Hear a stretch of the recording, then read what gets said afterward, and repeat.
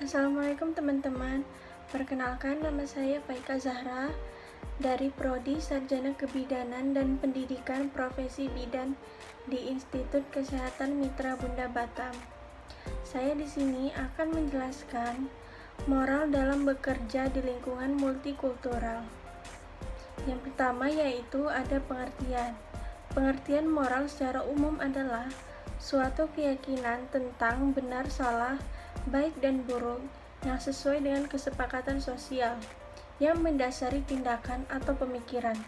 Jadi, moral sangat berhubungan dengan benar salah, baik buruk, keyakinan, diri sendiri, dan lingkungan sosial. Selanjutnya yaitu pengertian multikultural. Multikultural adalah istilah yang digunakan untuk menggambarkan pandangan seseorang tentang berbagai kehidupan di bumi, yaitu sebuah pandangan yang mengakui dan mengagumkan perbedaan dalam kesederajatan, baik secara individual maupun secara kebudayaan. Multikulturalisme dapat berkembang ketika didukung adanya toleransi dan kesediaan untuk saling menghargai. Oleh karena itu, kita harus saling menghargai satu sama lain. Selanjutnya yaitu ciri-ciri masyarakat multikultural. Yang pertama yaitu terjadi segmentasi dalam kelompok subbudaya yang saling berbeda. Keberagaman yang terdapat dalam masyarakat dapat membuat masyarakat membentuk kelompok tertentu berdasarkan identitas yang sama, sehingga menghasilkan sub-kebudayaan berbeda satu dengan kelompok lain. Misalnya di Pulau Jawa terdapat suku Jawa, Sunda, dan Madura, di mana ketiga suku tersebut hidup di satu pulau dan memiliki kebudayaan yang berbeda. Yang kedua yaitu mempunyai struktur yang terbagi ke dalam lembaga non-komplementer. Masyarakat yang beragam membuat struktur masyarakat pun mengalami perbedaan antara masyarakat satu dengan yang lain. Perbedaan struktur itu dapat dilihat melalui lembaga-lembaga sosial yang bersifat tidak saling melengkapi. Misalnya, pada lembaga agama di Indonesia, yang menaungi beberapa agama memiliki struktur yang berbeda. Selanjutnya yaitu yang ketiga, kurang mengembangkan konsensus di antara anggota terhadap nilai yang bersifat dasar.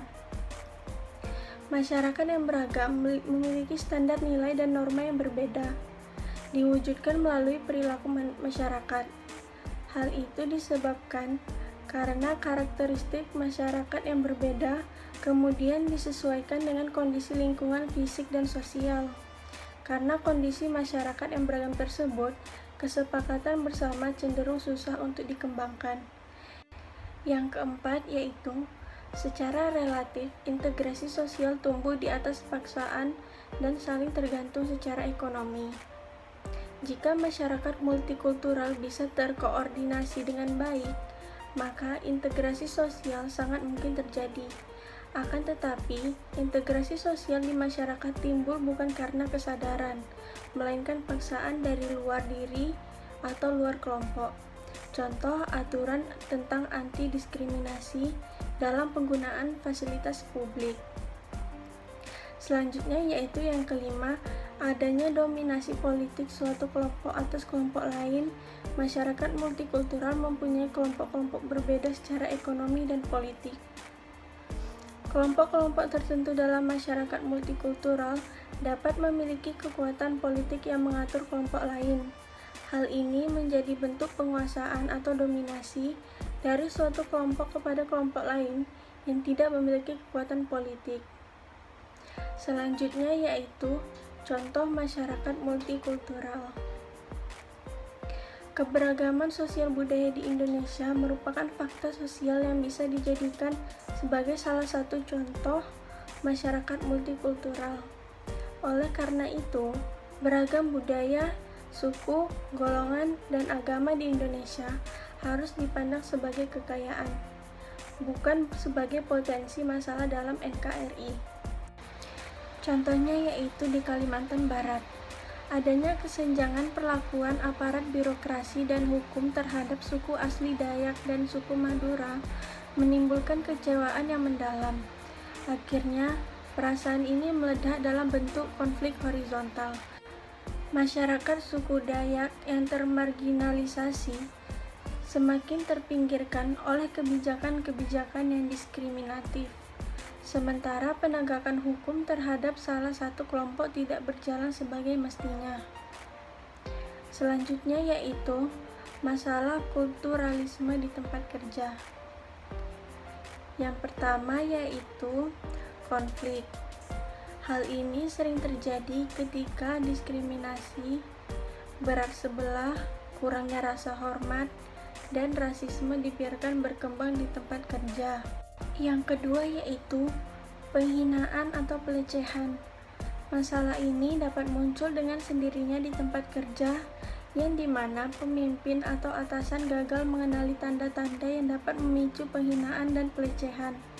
Penghinaan memiliki dampak buruk pada karyawan dan nama baik perusahaan. Yang ketiga yaitu melalaikan kebutuhan khusus.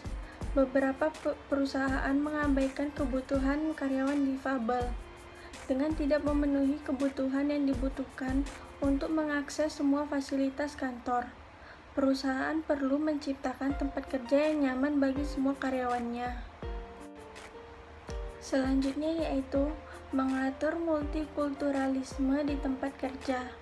Yang pertama, membuat kebijakan tertulis. Perusahaan harus memasukkan kebijakan mereka terkait dengan multikulturalisme dalam buku pegangan karyawan dan peraturan perusahaan. Kebijakan tersebut harus diinformasikan tentang undang-undang non-diskriminasi, kode perilaku, kebijakan kompensasi, dan tunjangan yang adil. Yang kedua yaitu pelatihan sikap toleransi.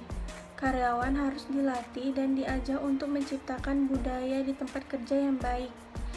Pelatihan sikap toleransi dapat membantu anggota karyawan untuk menghargai pandangan yang berbeda, memahami kata-kata dan tindakan serta ucapan yang mungkin mengganggu budaya lain. Yang ketiga yaitu menerapkan kebijakan multikultural tanpa toleransi. Maksudnya adalah memberikan hukuman jika karyawan melanggar peraturan perusahaan tentang multikultural yang ada di perusahaan tersebut. Selanjutnya yaitu manfaat multikulturalisme. Yang pertama yaitu inovasi. Jika suatu perusahaan memiliki latar belakang yang sama, maka cenderung memiliki ide dan pemikiran yang sama. Berbeda dengan perusahaan yang memiliki anggota karyawan yang berbeda budaya, maka akan menghasilkan ide dan konsep inovasi yang berbeda. Yang kedua yaitu menghargai. Tenaga kerja multikultural memungkinkan anggota karyawan untuk saling menghargai perbedaan dalam orang lain karena kontribusi positif yang juga saling menghargai. Karena ketika teman kerjamu saling terbuka dan belajar tentang perbedaan, mereka menghargai bahwa multikultural dapat memberikan yang lebih kepada rekan kerja yang lain. Yang ketiga yaitu reputasi. Komitmen terhadap multikultural menunjukkan bahwa perusahaan menghargai keadilan dan kesetaraan. Karakter ini memiliki efek positif pada reputasi perusahaan dengan stakeholder dan konsumen. Yang keempat yaitu produktivitas. Multikulturalisme dalam perusahaan merupakan indikasi seberapa produktifnya karyawan.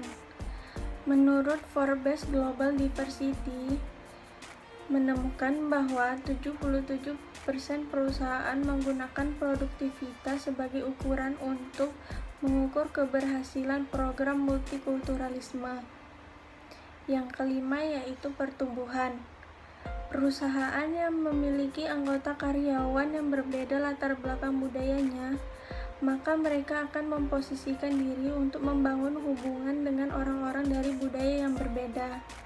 Karyawan yang beragam dapat memberi saran kepada perusahaan tentang strategi terbaik yang digunakan untuk mendapatkan basis stakeholder dan konsumen baru. Mereka bisa memberikan saran mengenai budaya asli milik mereka masing-masing. Baiklah, sekian dari penjelasan saya mengenai moral bekerja di lingkungan multikultural. Semoga apa yang saya sampaikan dapat bermanfaat. Sekian, saya ucapkan terima kasih.